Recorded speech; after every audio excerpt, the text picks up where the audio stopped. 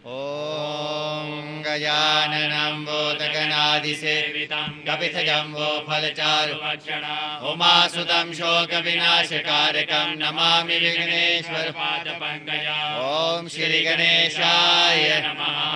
ॐ सरस्वते नमः। ॐ श्री अमरनाथाय नमः।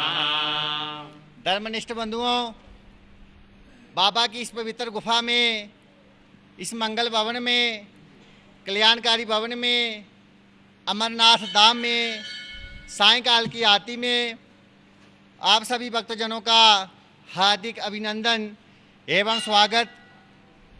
MH1 channel के माध्यम से जो भी भक्तजन नित्य इस धाम का दर्शन कर रहे हैं, आरती का दर्शन कर रहे हैं, बाबा का दर्शन कर रहे हैं, उनका भी हार्दिक अभिनंदन है।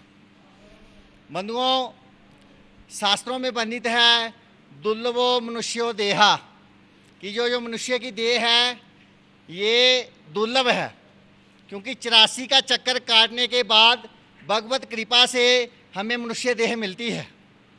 और इस देह का मुख्य प्रयोजन ये है भगवत प्राप्ति। हमें जो मनुष्य जन्म इसलिए मिलता है कि इसके बाद हमें 84 लाख जोनियों में ना घूमना पड़े, ना पढ़ना पड़े, बार बार गर्भ की पीड़ा जो है सहन ना करनी पड़े। भगवत कृपा से हम भगवत आश्रय होकर भगवत कृपा से हम बाबा के ही हो जाएं। इसलिए जो मनुष्य देह का यही प्रयोजन है, इसलिए मनुष्य का जन्म होता है। परंतु व्यक्ति क्या करता है, जब वो गर्भ में होता है तो यही प्रार्थना करता है, भगवान कब मैं इस गर्भ से बाहर आऊँ तो मैं तेरा नाम स्मरण करूँ। परंतु जैसे ही बाहर आता है माया के प्रभाव से वो फिर विस्मृति हो जाती है, उसकी बुद्धि जो है वो माया में पड़ जाती है। इस प्रकार एक कथा आती है पुराणों में कि राजा भरत हुए, उन्होंने राजपाट त्याग कर भगवत प्राप्ति हेतु नदी के किनारे चले गए। वहाँ विष्णु सहस्र नाम का पाठ करना शुरू किया। यस्य स्मरण मात्रेण जन्म संसार बंधनात् विमुच्यते नमस्तस्मै विष्णवे प्रभु विष्णवे। इस तरह का पाठ करते थे। एक दिन पाठ करते हुए गर्भवती हिरनी जो है उनके सामने आई।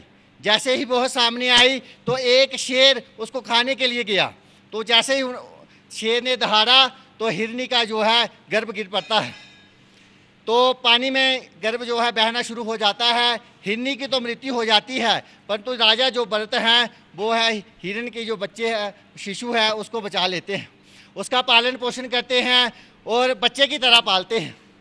होता क्या है कि राजा भरत का उस हिरण के साथ, बच्चे के साथ स्नेह हो जाता है। एक दिन क्या होता है, हिरण का जो बच्चा है वो जंगल में चला जाता है और राजा भरत की उसी मोह में मृत्यु हो जाती है। तो कहते हैं अंत मते सो गति, मरते हुए जहाँ व्यक्ति का ध्यान रहता है उसका अगला जन्म उसी में होता है। तो अगले जन्म में राजा भरत जो हैं भगवत प्राप्ति के लिए गए होते हैं, हिरण में मोह रह जाता है, तो अगला जन्म जो है हिरण का ही मिलता है। अब भगवत कृपा से ये है कि जो हिरण है उसको ये स्मरण है कि मेरे से गलती हो गई थी, मैं मोह छोड़ के तपस्या करने के लिए गया, फिर हिरण के मोह में ही पड़ गया। तो भगवान से यही प्रार्थना करता है, हे भगवान कि मुझे फिर से ये मनुष्य देह मिले तो मेरा कल्याण हो, मेरा उद्धार हो। बाबा ने उसकी सुन ली, तो अगले जन्म पंडित के घर उसका जन्म होता है भरत। तो उसको यही ज्ञान होता है कि इस जन्म में मैंने भगवत प्राप्ति जो है अवश्य करनी है।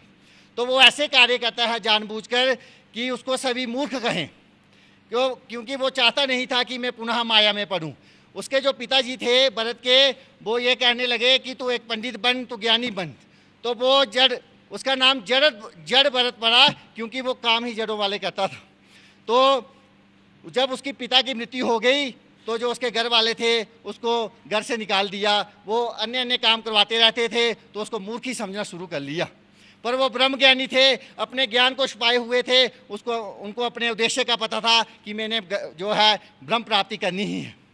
एक दफ़ा क्या हुआ, फिर जाके उस ब्रह्म ज्ञानी ने भगवत प्राप्ति की और एक राजा हुए हैं रहुगण, उनको भी ज्ञान दिया। ऐसी कथा आती है कि वो रहुगण जो राजा थे वो कपिल मुनि के आश्रम ज्ञान लेने के लिए जा रहे थे। पालकी में उठाए हुए 4 लोग थे, एक बीमार पड़ गया तो वहाँ देखा एक कोई व्यक्ति जो है घूम रहा है, इसको ही पालकी के साथ लगा लेते हैं। वो जड़ व्रत था। तो जड़ व्रत क्या करता था, जब वो चलता था नीचे देख के चलता था कि किसी की हत्या मेरे पैर से ना हो जाए। तो जब आगे कोई भी कीड़ा मकोड़ा आता था तो जड़ व्रत आगे छलांग लगाता था। इसे राजा को गुस्सा आया कि जो पालकी मेरी आगे पीछे हिल रही है। तो ऐसा हुआ, राजा क्रोधित हुए और उसको गाली गलौज करना शुरू कर दिया। अब राजा ने कहा, तू इतना हट्टा कट्टा है, इतना तगड़ा है, सेहत तेरी अच्छी है, तेरे से पालकी नहीं संभाली जा रही, मैं तुझे दंड दूंगा।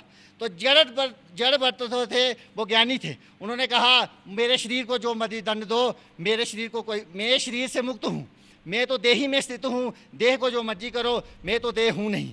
तो राजा को ज्ञान हुआ कि ये जो व्यक्ति है ये कोई साधारण नहीं, दिखने में तो ऐसे ही जड़ है परंतु ये कोई तत्वज्ञानी है। तो जब देखा राजा ने कि इसने जनेऊ भी डाला है, तो राजा को ज्ञान हुआ। राजा पालकी से नीचे उतरे और प्रार्थना की कि हे, आप कोई ब्रह्म ज्ञानी है, मुझे तत्व ज्ञान दीजिए। कहीं आप तो कपिल मुनि नहीं।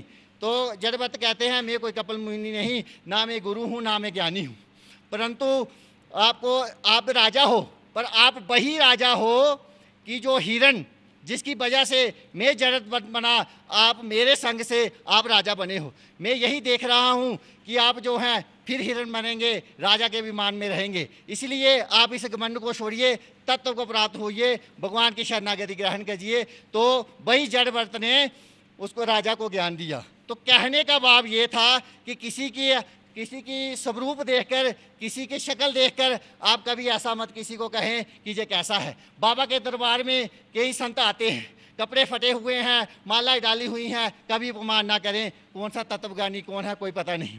और कभी भी माया के चक्कर में ना पड़े। अंतमति सो गति, जहाँ आपकी मरते हुए जहाँ ध्यान जाएगा वैसी ही गति होगी। बोलिए शंकर भगवान।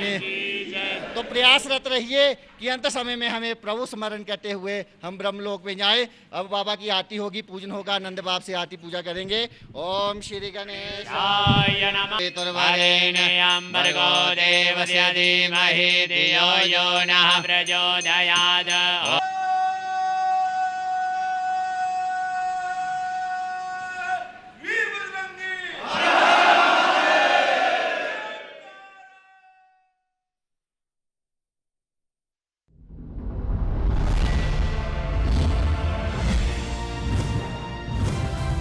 आप देख रहे हैं डीडी नेशनल, इंडिया का अपना चैनल।